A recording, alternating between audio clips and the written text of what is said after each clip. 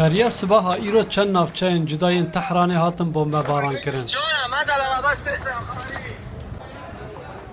Ev der taxa Mecidiyeyê ye. Avahiyeke niştecîbûnê hatiye wêrankirin û tîmên hawarçûnê li qurbaniyan digerin. متاسفانه چندین نفر شهید داریم. بچه‌های امدادگر. مخابن چند کسی مر شهید بون. تیمن هوارچونه هول ددن د تاریتیه ده پرچین جنازه وان شهیدان کم بکن.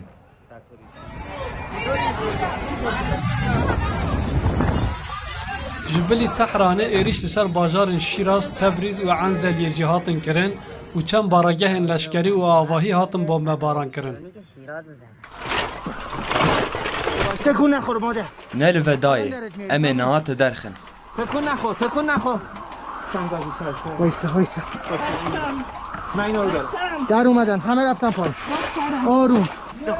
بردم پایین. دختر تو بریم پایین ببینید. Zaroka min, keça min, rica dikim saxe. فدا چه؟ پاشو.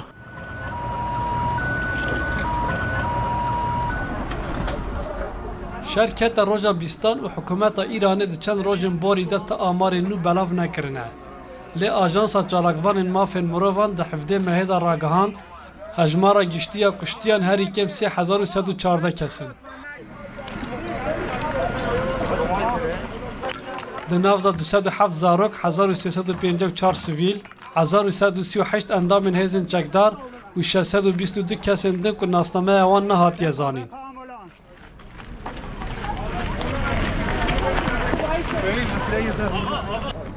Li gor Wezareta Tenduristiya ya Îranê zêdetirî 10,000 kes ji ber bombebaranan birîndar bûne.